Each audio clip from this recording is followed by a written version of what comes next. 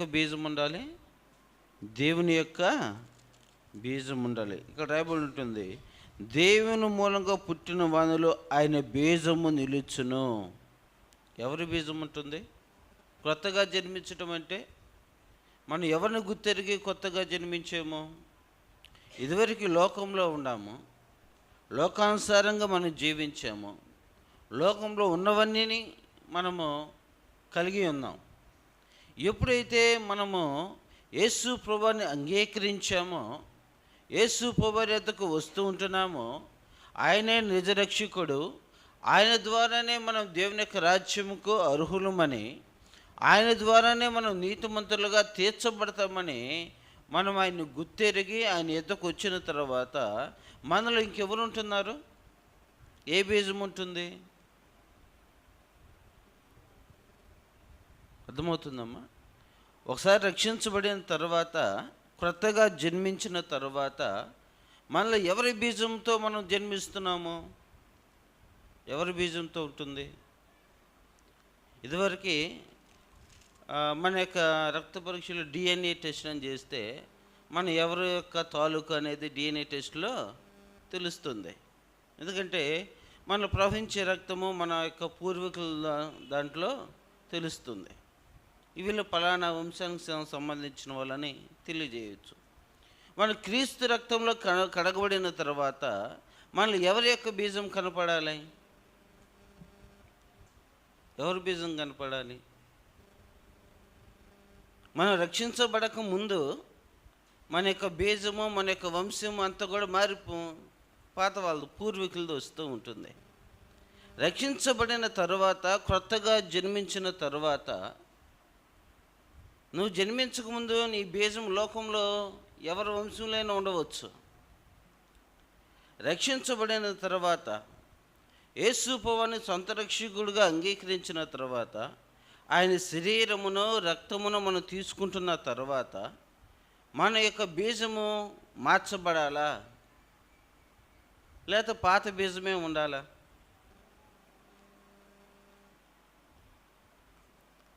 ఏమ్మా? రక్షించబడ్డాము, మనం ఎవరి యొక్క నామంలో రక్షించబడ్డాము? ఎవరి యొక్క నామంలో రక్షించబడ్డాము? యేసుక్రీస్తు యొక్క నామములో మనము రక్షించబడ్డాం. అనగా మన తండ్రి ఎవరు? మన తండ్రి ఎవరు? యేసు ప్రభువు. ఆయన మన తండ్రిగా ఉంటున్నాడు, మనం ఆయన బిడ్డలుగా ఉంటున్నాము. అయితే మనలో ఏ బీజం ఉండాలి? ఇప్పుడు ఏ బీజం ఉండాలి? ఎవరి యొక్క బీజం కనపడాలి మనలో? తండ్రి యొక్క బీజము కనపడాలి. మనలో ఎవరి యొక్క రక్తం ప్రవహిస్తున్నట్టు? ఆయన శరీరమును రక్తమును మనం తీసుకుంటున్నాం కదా. మనలో ఎవరి యొక్క రక్తం ప్రవహించాలి? క్రీస్తు యొక్క రక్తము మనలో ప్రవహించాలి. మనం టెస్ట్ చేస్తే వీళ్ళు చెడుతనము ఉంది, వీళ్ళు అల్లర్చిల్లరతో కూడిన వారు, వీరు లోక సంబంధులు అని వచ్చిందనుకో, మనలో ఏ బీజం లేనట్టు? ఇక్కడ రాయబడి ఉంటుంది, దేవుని మూలంగా పుట్టిన వానిలో ఆయన బీజము నిలుచును గనుక వాడు పాపము చేయడు. మనం క్రీస్తును అంగీకరించిన తర్వాత మనం పాపము చేయమంట. వాడు దేవుని మూలంగా పుట్టినవాడు కనుక పాపము చేయజాలడు. ఎవరి మూలంగా పుట్టితే? ఎవరి మూలంగా పుట్టితే మన పాపము చేయజాలము? దేవుని మూలంగా పుడితే ఇక మన పాపము చేయజాలం. ఆ ఆలోచన కూడా మనకి రాదు. దీనిని బట్టి దేవుని పిల్లలు ఎవరో, అపవాది పిల్లలు ఎవరో తేటపడును. మనం పాపం చేస్తూ పోతున్నామంటే దీన్ని బట్టి మనం ఎవరి పిల్లలము అనేది ఏంటంటే ఇక్కడ స్పష్టంగా తెలియబడుతుంది. దేవుని పిల్లలు ఎవరో, అపవాది పిల్లలు ఎవరో మన ప్రవర్తన బట్టి తెలిసిపోతుంది. దేవుని మూలంగా పుట్టినవాడు పాపం చేయడు, చెయ్య జాలడు. అసలు ఆలోచనే ఆ వ్యక్తులకు రాదు. అలాంటి వ్యక్తుల్ని ఎవరు ముట్టరంట? అపవాదే ముట్టడు. అపవాది మనల్ని ముడుతున్నాడు అని అంటే, అపవాది మనల్ని వచ్చి తాకి వెళ్తున్నాడు అని అంటే, మనం ఎవరు బిడ్డలమై ఉంటున్నాము? అపవాది పిల్లలమై ఉంటున్నాం. భూమి అంతా కూడా తిరిగి దేవుని దగ్గరికి వెళ్తూ ఉంది. ఎవరు? అపవాది. వెళ్ళి ఆయన ఎదురు నిలబడితే, యాడ్ నుంచి వచ్చావని అంటూ ఉంటే, భూమి అంతా కూడా తిరిగి వచ్చాను అని అంటా ఉంది.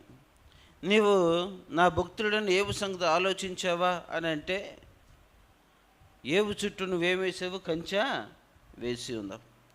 ఏబు చుట్టూ కంచె వేయబడటానికి ఏబు యొక్క ప్రవర్తన ఎలా ఉంది? చెడుతనాన్ని అసహించుకున్నవాడంట. ఏం అసహించుకున్నాడు అతను? చెడుతనాన్ని అసహించుకున్నాడు. యథార్థవంతుడుగా, న్యాయవంతుడుగా తను జీవిస్తూ ఉంటున్నాడు. చెడుతనాన్ని అసహించుకున్నాడు, యథార్థవంతుడుగా ఉంటున్నాడు.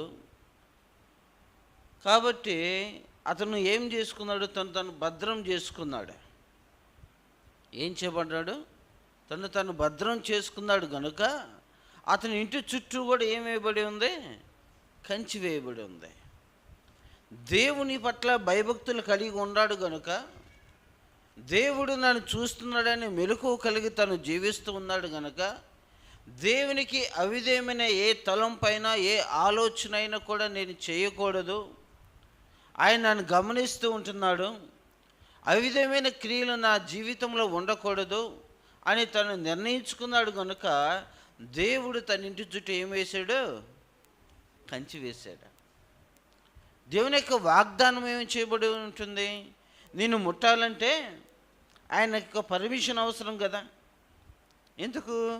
భద్రం చేసుకున్నాడు. నీతితో తన జీవితాన్ని కట్టుకున్నాడు, పరిశుద్ధతతో తన జీవితాన్ని కట్టుకున్నాడు, పవిత్రమైన ప్రవర్తన కలిగి తను ఉంటున్నాడు, తన జీవితాన్ని దేవునికి అప్పగించిన వాడుగా ఉంటున్నాడు గనుక దేవుడే కాపుదలుగా ఉంటున్నాడు.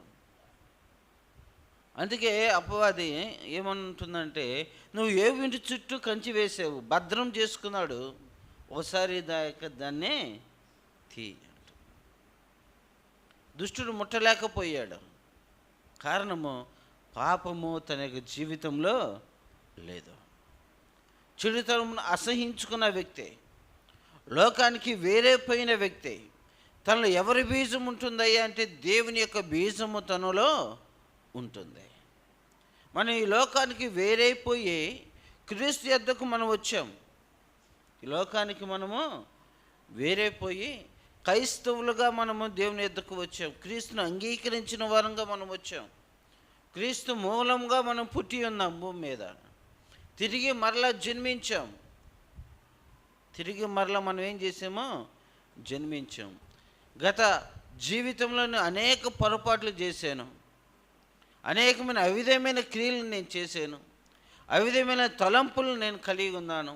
ఈ లోకాన్ని అనుసరించి నేను జీవించాను. లోకాన్ని అనుసరించి జీవించడం అంటే రెండు తలంపులు కలిగిన వారంగా మనము జీవించిన వారము. లోకపు ఆచారములు కలిగిన వారంగా మనం జీవించాము. అటు అన్య సమాజంలో ఉంటూ అన్ని ఆచారాలు కలిగి మనం జీవించాము. అదేవిధంగా దేవుని సముఖానికి వస్తూ దేవుని యొక్క ఆచారాలు కలిగిన వారంగా మనం జీవించాము. కాబట్టి దేవుని మూలంగా పుట్టిన వారు ఈ లోకపు ఆచారాలను వేయటం కూడా ఏం చేయరు? పట్టించుకోరు. దేవుని మూలంగా అనగా ఆయన సమస్తమును సృష్టించిన వాడని, ఆయన నోటి మాట ద్వారా సమస్తమును కలిగి ఉన్నవని, భూమి ఆయనది, ఆకాశం ఆయనది, ఈ భూమి మీద ఉన్న సమస్తమును ఆయన పుట్టించి ఉన్నాడు, ఆయన నోటి మాట ద్వారా భూమి కలిగినది అని సమస్తమును ఆయన ద్వారా కలిగి ఉన్నామని ఎరిగి, ఆయన ద్వారానే మనకు రక్షణ వస్తుందని ఎరిగి మనం ఆయన దగ్గరికి వచ్చాం. ఆయన దగ్గరికి వచ్చిన తర్వాత కూడా ఈ లోకపు ఆచారాలు కానీ మనం పట్టించినట్లయితే, జరిగించినట్లయితే మనం దేవుని బిడ్డలం అవుతామా? అపవాది పిల్లలము అవుతాం. అనేక మంది ఈ దినాల్లో క్రీస్తు యొద్దకు వచ్చిన తర్వాత తిరిగి జన్మించిన తర్వాత కూడా ఏం చేస్తూ ఉంటున్నారు? ఈ లోకపు ఆచారాలను పాటిస్తూ ఉంటున్నారు. ఏం పాటిస్తున్నారు? లోకపు ఆచారాలను పాటిస్తూ ఉంటున్నారు. ఎవరికైనా వివాహము చూడాలి అని అంటే ప్రార్థనకు వస్తూనే ఉంటారు, దేవుని ఎరిగిన వారుగానే ఉంటారు. అయినప్పటికీ కూడా ఏం చూస్తారు? మాలో చూడండి అని అంటారు. ఎవరిలో చూడాలి? పెళ్లి సంబంధము మాలో చూడండి అంటారు. మనం ఎవరి వారమై ఉంటున్నాము? దేవుని వారమై ఉన్నాము. ఎవరి వారం మనము? క్రీస్తుని ఎరిగిన వారము. క్రీస్తుని ఎరిగిన వారమై ఉండి కూడా మనము ఈ లోకపులో ఉన్న వాటిని మనం అనుసరించినట్లయితే మనం ఎవరి వారము? ఏ ఆలోచనతో ఉంటున్నాము? క్రీస్తు మూలంగా మనం పుట్టి ఉంటే మనకు ఆ ఆలోచన వచ్చిద్దా? రాకూడదు. కొన్ని సందర్భాల్లో మనం గమనిస్తూ ఉంటాము, దేవుని సమ్ముఖానికి వస్తున్నప్పటికీ కూడా మనం ఏ భేదము చూస్తాము? ఏ భేదము చూస్తున్న వాళ్ళు ఉంటున్నారు సమాజంలో? హెచ్చు తగ్గులు చూసే వాళ్ళు మనం చూస్తున్నామా లేదా? భేదము చూస్తున్నామా లేదా మనము? ఆ భేదము కూడా ఉండటానికి వీలు లేదా? అదే ఇక్కడ రాయబడి ఉంటుంది. దుష్టుడు ఎవరు ముట్టడయ్యా అని అంటే వాళ్ళు భద్రం చేసుకుంటూ ఉంటారు. అదేవిధంగా దేవుడు ఏమై ఉన్నాడు? యేసు ప్రభు అందరికీ ప్రభు అయి ఉన్నాడు. అందరికీ ప్రభు అయి ఉన్నాడు. కొంతమందికి అయి ఉన్నాడా? అందరికీ ప్రభు అయి ఉన్నాడు. ఆయన అందరి కోసం రక్తం కాచాడు, కొంతమంది కోసమే రక్తం కాచాడా? అందరి కొరకు రక్తం కాచు. నశించిన దానిని వెదకి రక్షించుటకు మనిషి కుమారుడు లోకమునకు వచ్చెను. మనలో ఎవరి బీజం ఉండాలి? ఎవరి యొక్క ఆలోచనలు ఉండాలి? యేసు ప్రభువు యొక్క ఆలోచనలే మన యొక్క జీవితంలో కనపడాలి. ఇక్కడ ఏబు దగ్గరికి వచ్చేసరికి ఏబును దేవుని అపవాదించలేకపోయింది, ముట్టలేకపోయింది, తాకలేకపోయింది. కారణము తను భద్రం చేసుకున్నాడు దేవునితో. మరొక వ్యక్తిని మనం గమనించినప్పుడు దానియేలు యొక్క జీవితాన్ని మనం చూస్తూ ఉంటాం. ఇక దానియేలు దేవుని యందు భయభక్తులు కలిగిన వ్యక్తిగా ఉంటున్నాడు. మంచి జ్ఞానం కలిగిన వ్యక్తిగా ఉంటున్నాడు. ఆ యొక్క దర్యావేషు రాజు ఒక శాసనాన్ని రాశాడు. మీరేం చేయాలంటే, మీకు ఏ సమస్య వచ్చినా, ఏ కష్టం వచ్చినా మీరు వచ్చి ఎవరికి చెప్పుకోవాలి? రాజుకి చెప్పుకోవాలి. మన రాజు ఎవరు? ప్రభు. లోకానుసారంగా రాజు ఎవరు? దర్యావేషు. మన కష్టం వచ్చినా నష్టం వచ్చినా మనం ఎవరికి చెప్పుకోవాలి? మన తండ్రికి చెప్పుకోవాలి. ఏ తండ్రికి చెప్పుకోవాలి? ముందు ఏ తండ్రికి చెప్పుకోవాలి? మన తండ్రి అయిన యేసు ప్రభు వారికి మనము చెప్పుకోవాలి.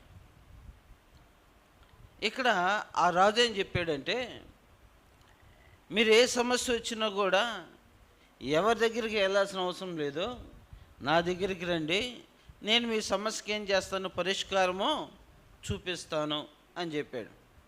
ఒకవేళ మీరు నా మాటను తిరస్కరించి నాకు విరోధంగా మీరు కానీ వెళ్ళి చేసినట్లయితే మిమ్మల్ని ఏం చేస్తాను? సింహాల బోనులో వేస్తాను.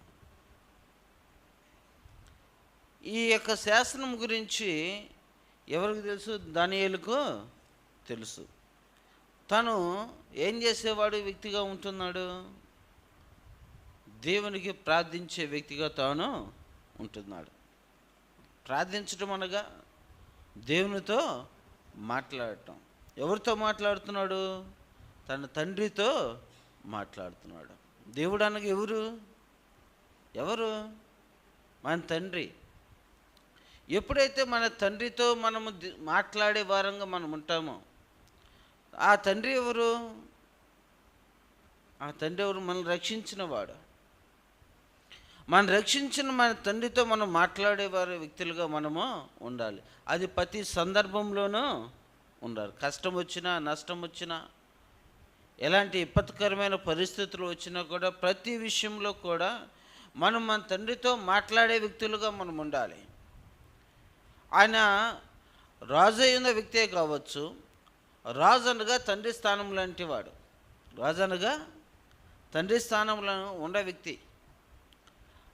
ఈ లోకపు రాజు ఏం చెప్తూ ఉన్నాడు? ఏమని హెచ్చరిస్తూ ఉంటున్నాడు? ఏమని సమాధానం ఇస్తూ ఉంటున్నాడంటే, మీకు కష్టం వస్తే నాకుతో చెప్పండి, నేను మీ సమస్యను పరిష్కరిస్తాను అని ఆ దినానున్న దర్యావేషణ రాజు చెప్తూ ఉంటే, ఈ దానియేలు ఏం చేస్తున్నట్టే, నేను దేవుని మూలంగా ఉన్నవాడిని, నేను దేవుని అంగీకరించిన వాడిని, ఆయన తప్ప వేరొక దేవుడు లేడు, నేను ఆయనకే మొరపెట్టాలి అన్న రీతిలో దానియేలు ఏం చేస్తూ ఉన్నాడు? ప్రార్థన చేస్తున్నాడు. ఆ తండ్రితో మాట్లాడుతూ ఉంటున్నాడు.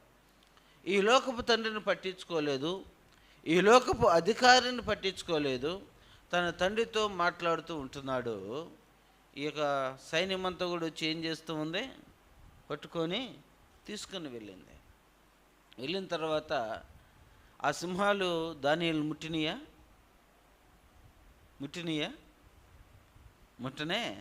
ముట్టలు. ఏమైపోయినాయి? ఆ సింహాలన్నీ కూడా మౌనంగా ఉండిపోయినాయి. ఇక్కడ తను భద్రం చేసుకుంటాడంట. పాపం చేయడు, పాపము చేయజాలడు. కాబట్టి ఏం చేయబడతా ఉన్నాడు? భద్రం చేసుకుంటూ ఉంటున్నాడు. అపవాది తనను ఏం చేయలేదు? ముట్టలేదు. ప్రభునందు ప్రియ దేవుని బిడ్డలారా, మనము దేవునందు భయభక్తులు కలిగి మనం జీవించినప్పుడు, ఆయన అనుసరిస్తూ మనం నడుస్తూ ఉన్నప్పుడు, ఈ లోకములకు మనం వ్యతిరేకంగా మనం జీవించినప్పుడు, దేవునికి ఇష్టానుసారమైన జీవితాన్ని మనం జీవిస్తూ ఉన్నప్పుడు, ఈ లోకంలో అనేక కష్టాలు, శ్రమలు, ఇబ్బందులు ఎదురైనప్పటికీ కూడా దేవుని విడిచిపెట్టకుండా దేవుని యొక్క ఇష్టానుసారంగా మనం జీవిస్తున్నప్పుడు అపవాది మనల్ని ఎంత మాత్రం కూడా ముట్టదు. యోబును ముట్టలేదు, దానియేలును ముట్టలేదు. పాపానికి అవకాశం వచ్చినప్పటికీ కూడా, పాపం చేయడానికి ప్రేరేపించబడినప్పటికీ కూడా, యేసోబు యొక్క జీవితాన్ని మనం గమనించినప్పుడు యేసోబు పాపం చేయడానికి ఇష్టపడలే. కారణం ఏమిటంటే దేవుని మూలంగా తాను ఉన్నాడు గనుక. ఎవరు చూస్తున్నారని భయపడుతున్నాడు? దేవుడు నన్ను చూస్తున్నాడు. ఆకాశమున్న దేవుడు ప్రతి ఒక్క వ్యక్తిని ఏం చేస్తున్నాడంట? పరిశీలిస్తూ ఉన్నాడు అని రాయబడి ఉంటుంది. ఎవరు పరిశీలిస్తున్నారు మనల్ని? అమ్మా, ఎవరు చూస్తున్నారు? నిద్రపోయే వాళ్ళు చెప్పాలి. ఎవరు చూస్తున్నారు? అమ్మా, నిద్రపోతున్నారా? ఎవరు చూస్తున్నారు మనల్ని? దేవుడు చూస్తూ ఉంటున్నాడు. దేవుడు మనం చూస్తున్నాడని భయం కలిగిన వ్యక్తి ఏం చేయడంట? తప్పు చేయడు. ఆ ఆలోచన కూడా లేదు. అందుకే రాయబడి ఉంటుంది, దుష్టుల ఆలోచన చొప్పున నడవక, పాపుల మార్గమున నిలువక, అపహాసకులు కూర్చుండ చోటను కూర్చుండక, యెహోవా ధర్మశాస్త్రము దేవారాత్రము ధ్యానించువాడు ధన్యుడు.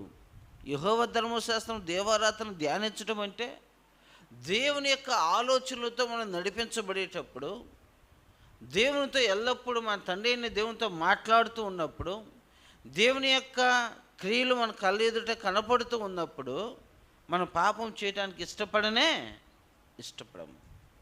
ఒక అబద్ధాన్ని చెప్పడానికైనా, ఒక వ్యక్తిని మోసం చేయటానికైనా, ఒక చెడ్డ క్రియలు చేయటానికైనా మనకు ఆలోచన కూడా రానే రాదు. ఒకవేళ వచ్చినా ఇది తప్పు, ఇది దీన్ని మనము చేయకూడదు అనే వెంటనే దేవుని యొక్క వాక్యం ఏం చేస్తుంది? మనల్ని గద్దిస్తూ ఉంటుంది, ఆపివేస్తూ ఉంటుంది. ఇది అవిధేయమైన క్రియ, ఇది నీకు కాదు. దేవుడు యొక్క వాక్యాన్ని మనం చదివే వ్యక్తులుగా మనం ఉండాలి. దేవునితో సంబంధం కలిగిన వ్యక్తులుగా మనము ఉండాలి. అందుకే ఎడతెగక ప్రార్థన చేయడి అని రాయబడి ఉంటుంది. ఎడతెగక ప్రార్థన చేయడి అంటే దేవునితో గడిపే వారంగా మనము ఉండాలి. దానియేలు దేవునితో గడిపే వ్యక్తిగా ఉన్నాడు కనుక ఆ యొక్క రాజ్యంలో ఉండేవారందరూ తప్పులు చేస్తూ ఉంటున్నారు, అన్యాయం చేస్తూ ఉంటున్నారు, అవినీతిని చేస్తూ ఉంటున్నారు. దానియేలు మాత్రము అవినీతి చేయటానికి ఇష్టపడాల. కారణం ఏంటంటే దేవునితో గడుపుతున్నాడు, ముమ్మారు ప్రార్థన చేసుకునే వ్యక్తిగా ఉంటూ ఉన్నాడు. దేవునితో గడుపుతూ మనం పాపం చేస్తూ ఉన్నామంటే మనం ఎవరి సంబంధులుగా ఉన్నట్టు?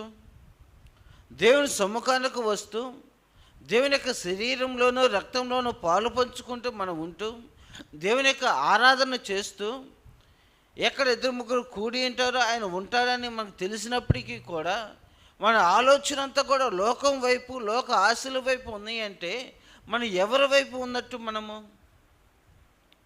ఏ తలంపు మధ్య మనం ఉంటున్నాము? రెండు తలంపుల మధ్య నలిగిపోతూ ఉంటున్నారంట. ఎవరు? దేవుని బిడ్డలు, విశ్వాసులు. ఎవరిని ఆరాధించాలో, ఎవరిని స్తుతించాలో, ఎవరికి బలి ఇవ్వాలో, ఎవరికి బలి ఇవ్వకూడదో, ఎవరు గొప్పవారో అని రెండు తలంపుల మధ్య విశ్వాసం నలిగిపోతూ రెండిటిని పాటిస్తూ ఉంటున్నారు. ఏం చేస్తూ ఉన్నారు? రెండిటిని పాటిస్తూ ఉంటున్నారు. ఆ రెండిటిని పాటిస్తూ దేవునికి దూరం అయిపోతూ ఉంటున్నారు. ప్రభునందు ప్రియ దేవుని బిడ్డలారా, దీన్ని బట్టి మనం ఎవరు బిడ్డలము? పైన ఆకాశం మందు కానీ, కింద భూమి ఎందు కానీ, భూమి కింద నీళ్ళ ఎందు కానీ ఎవరిని కూడా మనం ఆరాధించకూడదు. ఇక్కడ రెండు తలంపుల మధ్య మనం ఉంటున్నామని అంటే మనలో ఎవరి యొక్క బీజం లేదు, దేవుని యొక్క బీజము మనలో లేదు. దానియేలు జీవితం మనం గమనించినప్పుడు దానియేలు అవినీతిని చేయటానికి ఎంత మాత్రం కూడా ఇష్టపడాల. మిగిలిన వారందరూ కూడా అవినీతి చేస్తూ ఉంటున్నారు. దానియేలులో ఏ యొక్క తప్పు వెతకటానికైనానో ఏం లేదో కనపడటం లేదు. దానిలో ఏ తప్పు ఉందయ్యా అంటే ప్రార్థన చేసే వ్యక్తి అంట. ఏం వ్యక్తి? ప్రార్థన చేసే వ్యక్తి. దానియేలు పట్టుకోవడానికి ఆస్కారం లేదు. ఈ తప్పు ఇతను చేస్తున్నాడు అనటానికి ఆస్కారమే లేనే లేదు. ఎలాగైనా దానియేలు పట్టుకోవాలంటే దానియేలు చేస్తున్న తప్పేందయ్యా అంటే ప్రార్థన చేస్తూ ఉంటున్నాడు, నీతిగా జీవిస్తూ ఉంటున్నాడు. కాబట్టి దానియేలును ఏ విషయంలోనూ పట్టుకోలేక ఎలా పట్టుకుంటున్నారు? దానియేలు యొక్క మార్గంలోకే వచ్చి దానియేలును పట్టుకోవటానికి ప్రయత్నం చేశారు. పట్టుకున్నా కూడా దానియేలును ఏమీ చేయలేకపోయారు. మనల్ని ఎలాగైనా పట్టుకోవాలని, మనం ఎలాగైనా మన యొక్క నీతి జీవితాన్ని, భక్తి జీవితాన్ని పాడు చేయాలని అపవాది అనేక విధాలుగా ఏం చేస్తుంది? ప్రయాస పడుతూనే ఉంటుంది. మనం గమనించినప్పుడు అపవాది ఒకసారి సందర్భంలో యేసుప్రభువారి దగ్గరికి వచ్చింది. యేసుప్రభువారి దగ్గరికి వచ్చి ఒక పెద్ద జోక్ వేసిద్ది. ఏమనేసింది? ఆయన ఒక ఎత్తైన కొండ మీద తీసుకెళ్ళి, నువ్వు నాకు మొక్కితే ఈ లోకమంతా కూడా ఎవరికి ఇచ్చిద్దంట? ఆయనకి ఇచ్చిద్దంట. జోకా కాదు అది. ఎవరికి ఇచ్చిద్ది? ఈ లోకాన్ని సృష్టించింది ఎవరు? ఆయన. ఆయనదే ఆయనకు చూపిస్తూ, నువ్వు నాకు మొక్కితే ఇదంతా నీకు ఇస్తాను, భ్రమపరుస్తూ ఉంటుంది. పాపము చేయటానికి ఏ విధంగానైనా లోపరుచుకోవటానికి, ఏ విధంగానైనా దేవునికి నీకును దూరము చేయటానికి ఎవరినైనాను ఏ విధంగానైనాను లోపరుచుకోవడానికి అపవాది ఏం చేస్తుంది? అనేక రకాలుగా ప్రయాస పడుతూనే ఉంటుంది. యోబును భయపెట్టింది. యోబును ఏం చేసింది? భయపెట్టేసింది. ఏ విధంగా భయపెట్టేసింది? తనకున్న కుమారులను తీసివేసింది, తనకున్న కుమార్తెలను తీసివేసింది, తనకున్న ఆస్తిని తీసివేసింది, తనతో ఉన్న పనివారిని తీసివేసింది, సమస్తాన్ని తీసివేసేసింది. భయాన్ని చూపించింది. రోగం వచ్చింది. ఎన్ని విధాలుగా ఒక మనిషిని హింసించాలో, ఎన్ని విధాలుగా ఒక వ్యక్తిని అవమానపరచాలో, ఎన్ని విధాలుగా ఒక వ్యక్తిని కించపరచాలో అన్ని విధాలుగా యోబు యొక్క జీవితంలోనే చేసేసింది. అంటే అనగా రోడ్డున నిలబెట్టింది. రోడ్డున పోయే వాళ్ళందరూ కూడా ఏ విధంగా ఎగతాళి చేస్తున్నారు? చిన్నపిల్లలు మొదలుకొని పెద్దవారి వరకు కూడా ఏం చేస్తూ ఉండారు?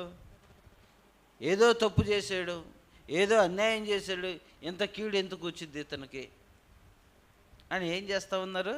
అవహేళన చేశాడు.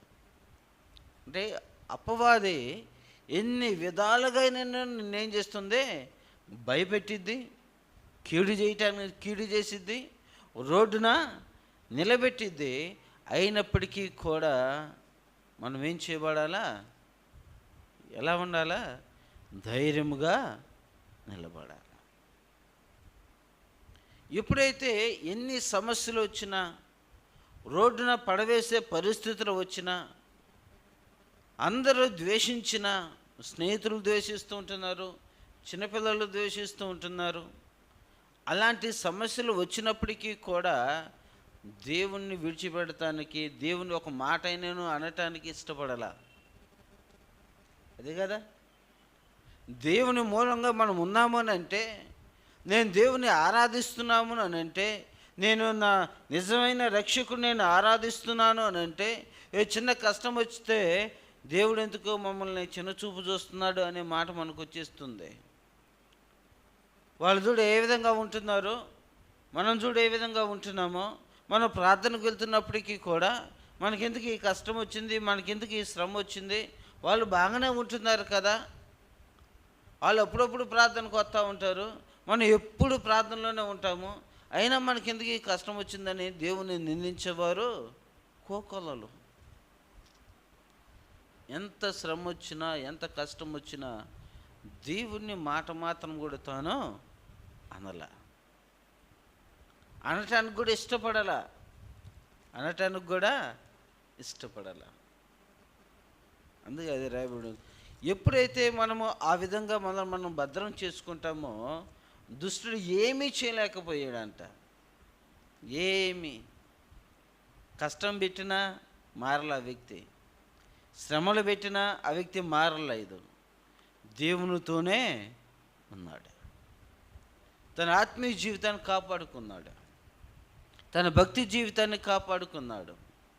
మాటతోనైనాను, తలంపులతోనైనాను ఎక్కడ కూడా దేవునికి అవిధేయంగా తను ప్రవర్తించలేదు కనుక మరలా యోబు ఆశీర్వదించబడ్డాడు, మరలా యోబు దీవించబడ్డాడు. అపవాది ఏమీ చేయలేకపోయింది యోబుని.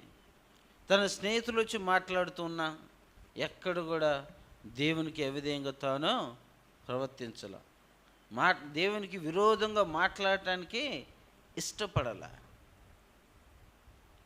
దానియేలుకి జీవితాన్ని కూడా మనం గమనించినప్పుడు, ఇక దానియేలును సింహాల భూమిలోకి వెళ్తూ, ఏందయ్యా నేను నీకు పక్షంగా ఉన్నాను కదా, నాకు ఎందుకు ఈ కష్టం వచ్చింది, శ్రమ వచ్చిందని దానియేలు ఎక్కడ కూడా మాట్లాడినట్టు మనకు కనపడలే.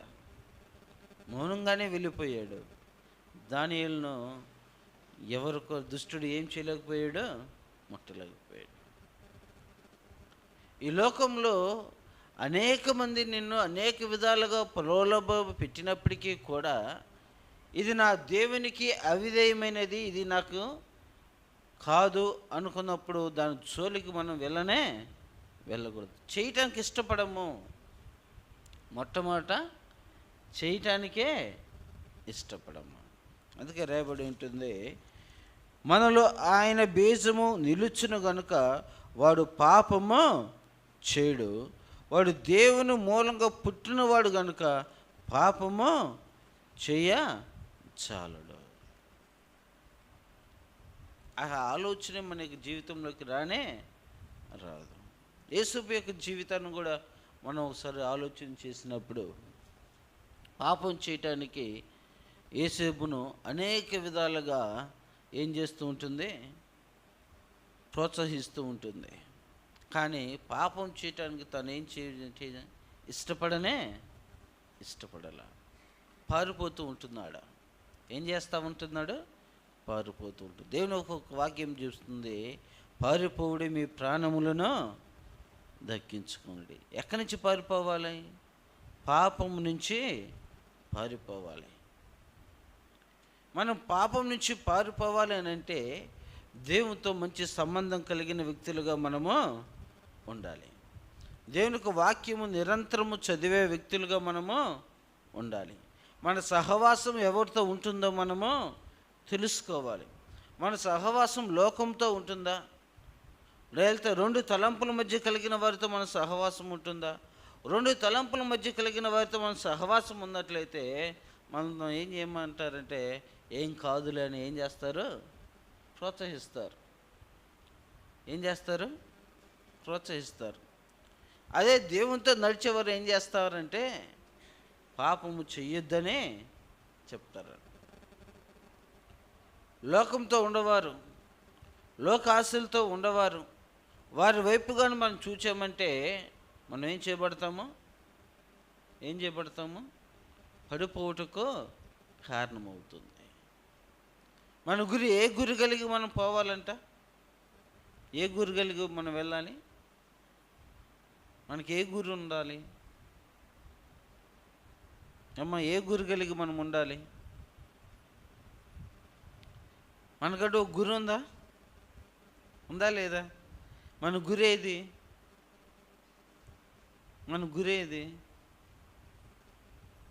ఈ లోకంలో గొప్పవారుగా ఉండాలనేది మన గురే? అందరూ మనం పొగుడుకోవాలని గురే? అందరికంటే ఎక్కువ స్థితిలో ఉండాలని మన గురే? ఏ గురి కలిగి మనం ఉండాలి? పౌలు భక్తుడు ఏ గురి కలిగి పరిగెత్తుతున్నాడంట? జీవకిరీటం అనే గురి కలిగి పరిగెత్తుతూ ఉన్నాడు. దేవుని మూలంగా దేవుని ఎరిగిన వ్యక్తులుగా మనం ఏ గురి కలిగి పరిగెత్తాలి? నిత్యరాజ్యం అనే గురి కలిగి మనము పరిగెత్తాలి. ఈ లోకంలో గొప్పవారుగా ఉండటానికి పరిగెత్తాల్సిన అవసరం లేదు. ఈ లోకంలో ధనవంతులుగా ఉండటానికి మనం ప్రయాసపడాల్సిన అవసరమో లేదు. మనకందరికీ తెలుసు, ఇదంతా కూడా విడిచిపెట్టాలని మన అందరికీ తెలుసు. వెళ్ళేటప్పుడు ఏమి తీసుకొని వెళ్ళమని కూడా మనకి తెలుసు. అయినా కూడా మనం ఏ గురిగలకు పరిగెత్తుతుంటున్నాము? దేవుని మూలంగా అంటే క్రీస్తుని ఎరిగిన తర్వాత ఆయన ఏం చెప్తూ ఉంటున్నాడు? మీరు సర్వలోకమునికి వెళ్ళి సర్వ సృష్టికి సువార్తను ప్రకటన చేయుడే. ఆయన ఏ గురి కలిగి ఈ లోకానికి వచ్చాడు? నశించిన దానిని వెదక రక్షించుటకు ఆయన ఈ లోకమునకు వచ్చాను. ఆయన ఇక్కడికి వచ్చిన తర్వాత ఆయన పని అంతా కూడా ఏ పని చేశాడు? ఇక్కడ ఏం పని చేశాడమ్మా? నశించిపోయేవారిని రక్షించడానికి ఆయన పని చేసాడే కానీ ఒక మంచి ఇల్లు కట్టుకుందాం, లేకపోతే ఈ లోకంలో చక్కగా జీవిద్దాం, అందరికంటే గొప్పవారుగా జీవిద్దాం, అందరు నా యుద్ధకే పిలుచుకుందామని పని చేసాడా? ఆయన అందరి దగ్గర పోవటానికి పని చేసాడా? ఆయన అందరి దగ్గరికి వెళ్ళటానికి ఇష్టపడ్డా? అందరిని ఆయన దగ్గర రమ్మని చెప్పాడా? ఎక్కడైతే నశించబోతున్నారో వాళ్ళ దగ్గరికి ఆయన వెళ్ళాడు. ఒక్కడిగా ఉండే వాళ్ళ దగ్గరికి పోయాడు, ఒక గ్రామానికి పోయాడు, ఓ పట్టణానికి పోయాడు, పెద్ద పెద్ద మీటింగ్లు పెట్టాడు. కారణము ఎవరు కూడా నశించడానికి ఇష్టపడ ఆయన గురంతా కూడా ఏమిటి? మనమందరం కూడా ఆయన రాజ్యానికి చేర్చబడాలని. మనం కూడా ఆయన దగ్గరికి ఏ విధంగా వచ్చాము? ఏ గురి కలిగి వచ్చాము? ఆయన దగ్గరికి వస్తే వ్యాధులు పోతాయనే? ఆయన దగ్గరికి వస్తే బిడ్డలు పుడతారనే? ఆయన దగ్గరికి వస్తే కష్టాలన్నీ పోతాయనే? ఇరుకులన్నీ పోతాయనే? ఆయన దగ్గరికి వస్తే మనం ఏ గురి కలిగి ఆయన దగ్గరికి వచ్చాము? ఆయన దగ్గరికి వస్తే మనము నీతిమంతులము అవతామని గురి కలిగి మనము వచ్చాం. దేని కొరకు వచ్చాము? మన పాపములన్నీ కూడా ఆయన తీసివేసి మన నీతిమంతులుగా మారుస్తున్నాడు. మన నీతిమంతులుగా మార్చటమే కాకుండా నిత్య రాజ్యానికి ఆయన తీసుకుని వెళ్తాడు. పౌలు భక్తుడు ఆ గురి కలిగి పనిచేశాడు. ఈ లోకంలో ప్రయాసపడి, అందుకని అంటాడు, ప్రయాసపడి భారం మోసుకొచ్చున్న సమస్త జనులారా నా యొద్దకు రండి. ప్రభునందు ప్రియ దేవుని బిడ్డలారా, మనము దేవుని పిల్లలమని మన పనులను బట్టే తెలుస్తుంది. రక్షించబడిన తరువాత మనము దేవుని పని చేయటకు మనము ఇష్టపడాలి. ఎవరు పని చేయడానికి ఇష్టపడాలి? దేవుని పని చేయటానికి మనము ఇష్టపడాలి. దేవుని కొరకు ప్రయాసపడటానికి మనము ఇష్టపడాలి. దేవుని అనేక మందిని రక్షణ మార్గంలో నడిపించడానికి మనము ప్రయాసపడాలి. అదేవిధంగా మనము 23-24 హానోకు దినములనియు 360 ఏండ్లు హానోకు దేవునితో నడిచిన తరువాత దేవుడు అతను తీసుకుని పోయిన కనుక అతడు లేకపోయాను. హానోకును ఎవరు తీసుకొని పోయాడు? దేవుడు తీసుకొని వెళ్తా ఉన్నాడు. దేవుడు ఎవరిని తీసుకొని వెళ్తాడు? ఆయనతో నడిచే వారిని తీసుకొని వెళ్తాడు. హానోకు ఎన్ని దినాలు జీవించాడంట? 360 ఏండ్లు. అంతకుముందు మనం గమనించినప్పుడు కయ్యను హేబేలు భూమి మీద జీవించున్నారు. కయ్యను ఎలాంటి వ్యక్తిగా ఉన్నాడు? చెడుతనం జరిగించిన వ్యక్తిగా ఉంటూ ఉన్నాడు. హేబేలు ఎలా ఉన్నాడు? హేబేలు యొక్క రక్తము ఆయన చనిపోయిన తర్వాత కూడా దేవునికి మొరపెడుతూ ఉంది. హేబేలు యొక్క రక్తం అంట ఆయన చనిపోయిన తర్వాత కూడా దేవునికి ఏం చేస్తూ ఉంది? మరి అంటే హేబేలు ఎక్కడున్నాడు? దేవునితో ఉన్నాడు. కయ్యను దేవునికి విరోధముగా ప్రవర్తించిన వ్యక్తిగా తాను ఉంటున్నాడు. అదేవిధంగా హానోకు యొక్క జీవితాన్ని కూడా మనం గమనించినప్పుడు హానోకు 360 ఏండ్లు భూమి మీద జీవించాడు. ఎలా భద్రం చేసుకున్నాడు? తన ఆత్మీయ జీవితాన్ని కాపాడుకున్నట్టే కదా, తను దేవునితో భయభక్తులు కలిగి జీవించినట్టే కదా. అవునా కదమ్మా? హానోకు 300 సంవత్సరాలు భూమి మీద ఉండే దేవుడు అతన్ని తీసుకొని పోయాడంటే ఎంత భయభక్తులు కలిగి తను జీవించి ఉంటేనే దేవుడు అతను తీసుకొని పోయాడు. ఊరికని తీసుకుని వెళ్తాడా? ఊరికని దేవుని రాజ్యానికి తీసుకెళ్తాడా? తీసుకెళ్ళాడు. తను భద్రం చేసుకున్నాడు కాబట్టే అన్ని సంవత్సరాలు బ్రతికి ఏ పాపము లేకుండా ఏ అవిధేయత లేకుండా తను జీవించి ఉన్నాడు కాబట్టి మరణము చూడకుండా హానోకు ఏం చేయబడ్డాడు? తీసుకుని వెళ్ళాడు. అంటే మనం ఎంత భద్రం చేసుకోవాలి? మనము ఈ లోకపు అధికారి సాతానుగా ఉంటూ ఉన్నాడు. మళ్ళీ అనేక విధాలుగా మరులు గొలిపే వ్యక్తిగా ఉంటున్నాడు. మన ఆయుష్కాలం 60 సంవత్సరాలు లేక 70 సంవత్సరాలు. ఈ 60-70 సంవత్సరాల్లో మనం అనేక సార్లు పడుతూ లేస్తూ పడిపోతూ ఉంటాము. 2 తలంపులు కలిగి జీవిస్తూ ఉంటాము. ఆత్మీయతలో దిగజారిపోతూ ఉంటాము. ఆయన అంటున్నాడు, ఇంతలో కనబడి అంతలో మాయమై ఆవిరి వంటి వారమని తెలుస్తున్నప్పటికీ కూడా మనము సరి చేసుకోలేని ఆత్మీయ జీవితాలు కలిగి మనం ఇంకనూ జీవిస్తూ ఉంటున్నాము. మనం ఇంకనూ సరి చేసుకోలేని పరిస్థితుల్లో ఉంటే దేవుడు మనల్ని తీసుకుని వెళ్తాడా? ఇదిగో ఆయన త్వరగా వచ్చుచున్నాను ఆయన మాట్లాడుతూ ఉన్నాడు కదా. మనం ఆయన సముఖానికి వెళ్ళాలంటే మన యొక్క ఆత్మీయ జీవితాలు ఎలా ఉండాలి? 300 సంవత్సరాలు దేవుడితో నడిచాడంట. 1 సంవత్సరం కాదు, 2 సంవత్సరాలు కాదు. తను నడిచిన విధానాన్ని బట్టి హానోకును దేవుడు తీసుకొని పోయాడు. కయ్యను ముట్టిన అపవాది హానోకును ముట్టలేకపోయిందా? కయ్యనుకి చెడ్డ తలంపులు తీసుకొచ్చి తమ్మున్నే చంపించిన అపవాది హానోకును తాకలేకపోయిందా?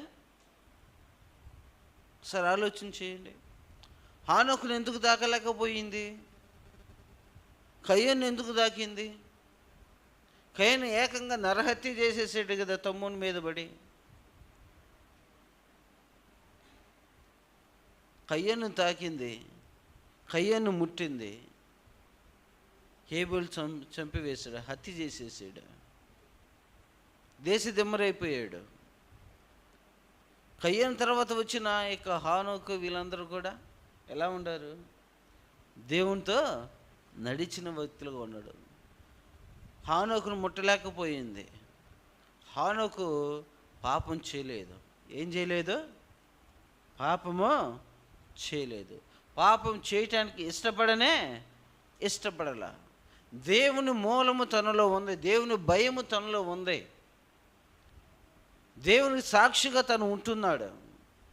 దేవునికి ఇష్టానుసరమైన జీవితాన్ని ఆ దినాల్లో తను జీవించాడు గనుక ఆయన నీతిని బట్టి, ఆయన భక్తిని బట్టి, ఆయన యథార్థతను బట్టి, ఆయన ఏ చెడు తలంపు లేదు కాబట్టి, చెడ్డ ఆలోచనలు లేవు కాబట్టి, చెడ్డ క్రియలు లేవు కాబట్టి దేవుడు అతను తీసుకొని పోయాడు. దుష్టుడు హానోకును ముట్టలేకపోయాడు. ఆ దినాన హానోకును ముట్టలేకపోయాడు, యేసేపును ముట్టలేకపోయాడు, అదేవిధంగా దానియేలును ముట్టలేకపోయాడు, యోబును కూడా తాకలేకపోయాడు. యేసు ప్రభువు వద్దకు వచ్చాడు. యేసు ప్రభువును మరులు పెడుతూ ఉంటున్నాడు, భ్రమపరుస్తూ ఉంటున్నాడు. ఆయనకే ఈ లోకాన్ని చూపించి ఈ లోకమంతా నీకే ఇస్తానని యేసు ప్రభువుని ఏం చేస్తున్నాడు? భ్రమపరుస్తూ ఉంటున్నాడు. ఈరోజు మనం అందరం కూడా గమనించాల్సింది, అపవాది మనల్ని అనేక విధాలుగా గలిబిలి చేస్తూ ఉంటాడు. ఆ గలిబిలి కలిగిన వాతావరణం మనకి గురి చేస్తూ ఉంటాడు.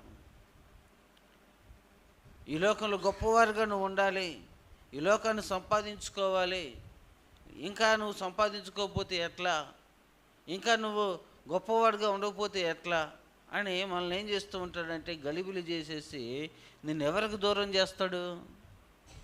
ఎవరికి దూరం చేస్తాడు? ఆయనకు దూరం చేస్తాడు.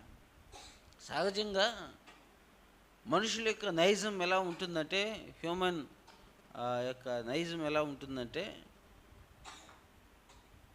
అందరూ బాగుండాలనుకుంటాడు, కానీ తనకంటే ఎక్కువగా ఉండకూడదు అనుకుంటాడు. ఏమనుకుంటాడు? నువ్వు చక్కగా పని చేసుకొని ఉండటానికి, చూస్తానికి కష్టపడి పని చేసుకుంటున్నాడు, ఎలా ఉంటే పర్వాలేదు అనుకుంటాడు. తనకంటే గొప్ప ఒక మెట్టు ఎక్కేవనుకోండి, ఏమొచ్చిద్ది? అసూయ, ద్వేషము, ఇవన్నీ కూడా వస్తాయి. తనకంటే తక్కువ స్థితిలోనే ఉండాలని అనుకుంటాడు ప్రతి ఒక్క వ్యక్తి కూడా. ఏమనుకుంటాడు? నువ్వు బాగుండాలనే కోరుకుంటాడు, చక్కగా జీవించాలని కోరుకుంటాడు, చక్కగా అన్ని విధాలుగా నీకు సమకూరాలని కోరుకుంటాడు, కానీ తనకంటే ఎక్కువగా ఉండకూడదని ఆలోచన చేస్తాడు. అది హ్యూమన్ సైకాలజీ. అది ఎవరైనప్పటికీ కూడా తనకంటే ఎక్కువగా జ్ఞానం కలిగిన వ్యక్తిగా కూడా ఉండకూడదని ఆలోచన చేస్తూ ఉంటాడు. ఆ విధంగా అపవాది ఏం చేస్తుందంటే, మన భ్రమపరుస్తూ ఉంటుంది. ఇంకా వాడికంటే ఎక్కువగా నువ్వు సంపాదించుకోవాలి, వారికంటే ఎక్కువగా నువ్వు ఉండాలి. యేసు ప్రభువును కూడా ఇదంతా నాదే, నాకంటే నీకు, నువ్వు తక్కువ స్థితిలో ఉండవు, ఆకలి అవుతూ ఉంటుంది, నీకు ఏమి లేనివాడిగా ఉంటున్నావు, నువ్వు ఒకప్పుడు ఎలా ఉండవు, రాజులకు రాజు ప్రభువులకు ప్రభువు, ఆకాశం నీ సింహాసనం, భూమి నీ పాదపీఠము, అంత గొప్పవాడివి, ఈరోజు ఏమీ లేని స్థితిలోకి నువ్వు వచ్చావు, సరే పోతే పోనీ ఇలా నాదే నీకు ఇస్తాను, నువ్వు తీసుకో అని ఎవరికి చెప్తుంది? యేసు ప్రభువుకి చెప్తా ఉంది. త్యాగం చేస్తూ ఉంటుంది. అంటే ఎవరితో మంచిగా చెప్తుంది? అపవాది యేసు ప్రభువుకి మంచిగా చెప్తున్నట్టు ఉంటుంది. జాగ్రత్తగా మనము దేవుని బిడ్డలముగా మనం ఉన్నప్పుడు అవి దైవ సంబంధమైన మాటలో కాదు. అందుకే యేసు ప్రభువు ఉంటాడు, శోధించకుండా ఇక్కడి నుంచే వెళ్ళు అంటాడు. పరిశీలించి తెలుసుకోవాలి, ఇవి దేవుని మాటలా, దెయ్యపు మాటలా, ఇవి దైవ సంబంధమైన క్రియలా, ఇవి దైవ సంబంధమైన క్రియలు కావా అని మనం ఏం చేయాలి? ఆలోచన కలిగి మనము జీవించాలి. ఒకరు మనం పొగుడుతున్నారన్నా, ఒకరు మన మీద జాలి పడుతున్నారన్నా, అది దేవుని క్రియలా కాదని మనం ఆలోచన చేసుకో. తిడితే వాళ్ళు మన శత్రువులు కాదు, పొగిడితే వాళ్ళు మన స్నేహితులు కాదు. తిట్టినా శత్రువులు కాదు, పొగిడినా స్నేహితులు కాదు. మన నిజ స్నేహితుడు యేసు ప్రభువారు. ఆయన వైపు చూడాలి, ఆయన ఏం చెబుతున్నాడో గమనించాలి, ఆయన ఎలా ప్రవర్తించాడో ఆలోచన చేయాలి. అలా ఆలోచన చేయాలి అని అంటే మనం దేవునితో సంబంధం కలిగి ఉండాలి, దేవునితో నడిచే వారంగా మనం ఉండాలి, ఆయన వాక్యమందు మనం పెరిగే వారంగా ఉండాలి.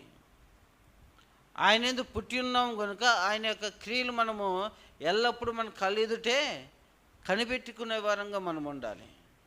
అలా ఎప్పుడైతే మనం ఆయనతో జీవిస్తామో, నడుస్తామో, అపవాది మనల్ని ఎంత మాత్రం కూడా ముట్టడా.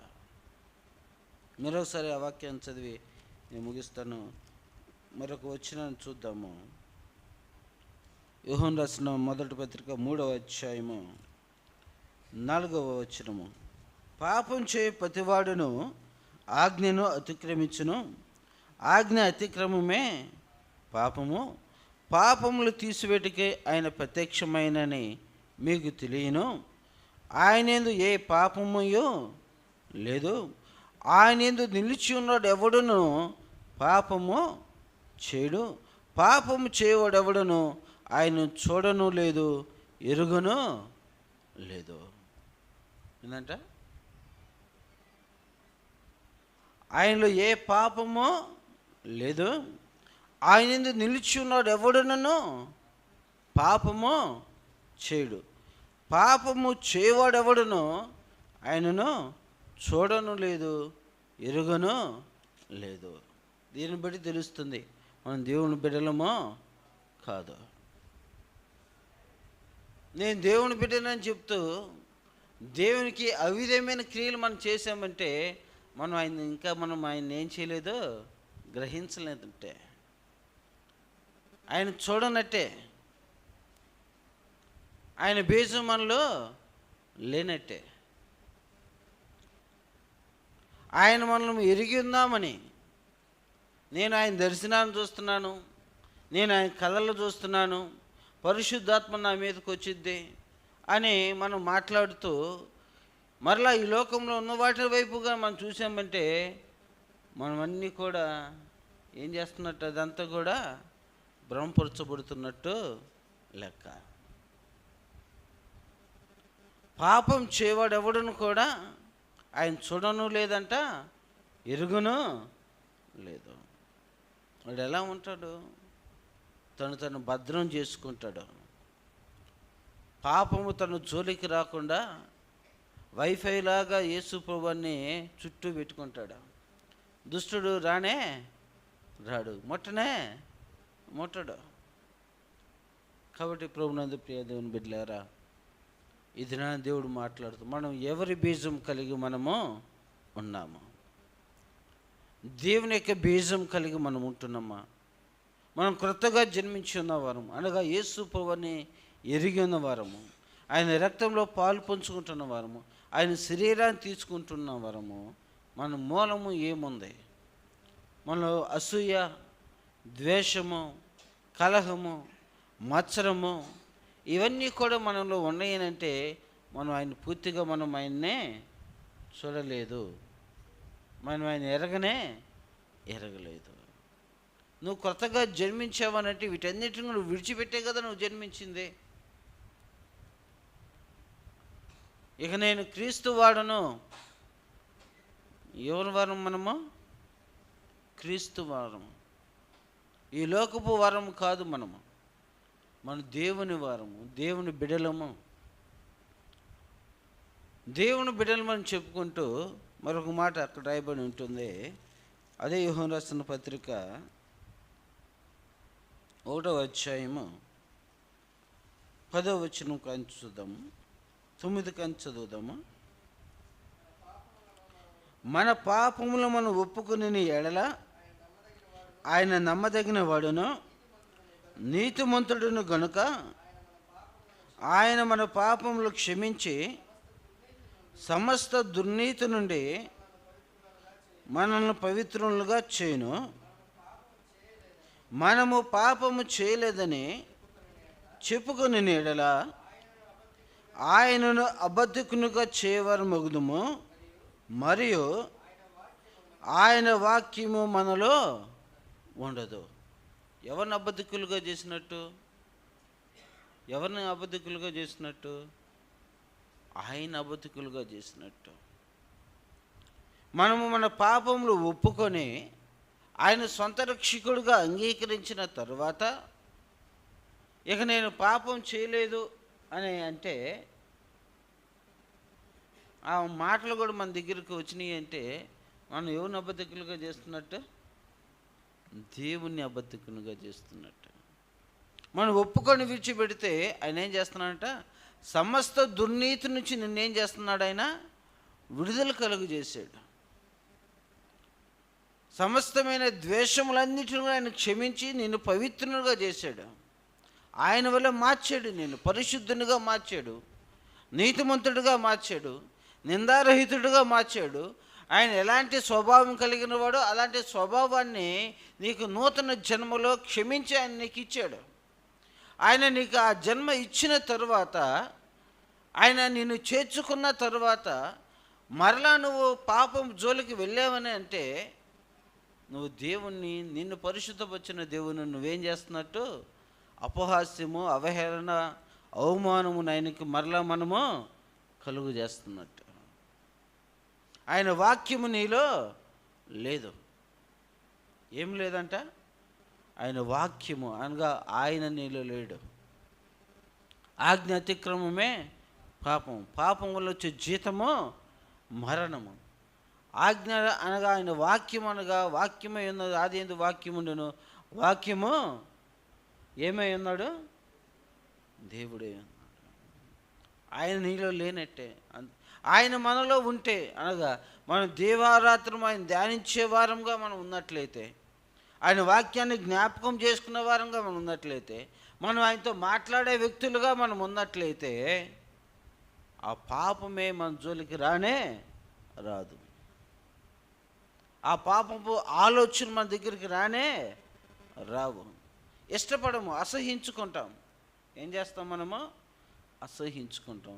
ఏబు అసహించుకున్నాడు, యేసేపు అసహించుకున్నాడు, హానోకు దేవునితో భద్రం చేసుకుని నడిచాడు, దానియేలు దేవునితో గడిపే వ్యక్తిగా ఉన్నాడు కాబట్టి దానియేలు ఈ లోకపు అధికారికి భయపడలా.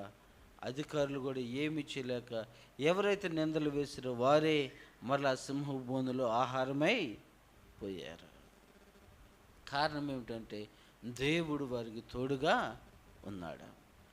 దానియేలు వారికి జీవితంలో ఏముందంటే దేవుడు ఉన్నాడు, దేవుని యొక్క వాక్యము నిలిచి ఉన్నది కనుక వాళ్ళు ఎక్కడ ఏ ప్రలోభానికి, ఏ భయపెట్టడానికి వాళ్ళు ఎక్కడ కూడా లొంగిపోలే. మనం లొంగిపోతున్నామనంటే మనం పడిపోతున్నాము అని అంటే, మనం అధైర్యపడిపోతున్నాము అని అంటే, మనం ఊరికనే జడిచిపోతున్నామంటే మనలో ఎవరు లేనట్టు? ఎవరు లేనట్టు? దేవుడు లేనట్టు. ఆయన వాక్యం మనలో లేనట్టు. మనం లోకాన్ని చూసి భయపడిపోతూ ఉన్నామంటే మనలో ఎవరు లేనట్టు? ఆయన వాక్యము మనలో లేనట్టు. లోకంలో అనేక రకాలైన శ్రమలు వస్తాయి, అనేక రకాలైన ఇబ్బందులు వస్తాయి. వాటన్నిటిని జయించిన వాడు మన యేసు ప్రభువారు. ఆయన వైపు చూచుచూ మనం గురి కలిగి మనం నడిచామంటే ఆయన మరలా వచ్చి మనల్ని ఏం చేస్తాడంటే తన నిత్య రాజ్యానికి మనల్ని తీసుకుని వెళ్తాడు. కాబట్టి ప్రియ దేవుని బిడ్డ, మనం దేవుని యందు నిలిచి ఉందాము. దేవుని వైపు మనం చూచి మనం నడిచినప్పుడు మనం ఆ నిత్య రాజ్యానికి మనం చేర్చబడతాము. అటు కృప పరిశుద్ధాత్మ దేవుడు మనకందరికీ కలుగజేయును గాక. ఆమేన్. చిన్న ప్రార్థన చేసుకుందాం. ఒకసారి జ్ఞాపకం చేసుకుందాం. మనం ఒక ఆత్మీయ జీవితంలో దేవుని మూలంగా మనం పుట్టి ఉన్నాము అని దేవుడు మాట్లాడుతూ ఉంటున్నాడు. మనలో పాపం ఉన్నట్లయితే మనం దేవుని బిడ్డలము కాదని ఆయన మాట్లాడుతూ ఉంటున్నాం. మనలో హెచ్చుతగ్గులుగానే మనము మన సహోదరుల మధ్య మనం చూచామంటే మనం దేవుని పిల్లలం కాదని ఆయన మాట్లాడుతూ ఉంటున్నాడా? ఒకసారి మనం పరిశీలన చేసుకుందాం. మహాగణుడా, మహోన్నతుడా, సర్వాధికారి అనే దేవా, నీకు వందనాలయ్యా. మీరు మాతో మాట్లాడారు దేవ, అందును బట్టి దేవా నీకు కృతజ్ఞతలు. ఇంతవరకు తండ్రి మా యొక్క హృదయంలో ఇంకనూ ఈ లోకపు ఆలోచనలు తలంపులు కలిగి మేము జీవిస్తూ ఉంటున్నామేమో దేవా. మనలో ఉన్న సకల దుర్నీతినంతను కూడా మీరు తీసివేసి పరిశుద్ధపరిచి ఇంకను పవిత్రులుగాను నీతిమంతులుగాను ప్రభు నీ వలె జీవించుటకు కృప దయచేయమని, చెరువచ్చిన బిడ్డలను దీవించి ఆశీర్వదించమని, ఈ వారకాలముతో జరిగే ప్రతి ఒక్క కూటంలోనూ తండ్రి ప్రభు ప్రతి ఒక్కరు పాల్గొన్నట్టుకు సహాయం దయచేయమని, మా ఆత్మీయ జీవితాలు దీవించి ఆశీర్వదించమని యేసుక్రీస్తు నామములో ప్రార్థించి అడిగి వేడుకుంటున్నాం తండ్రి. ఆమేన్.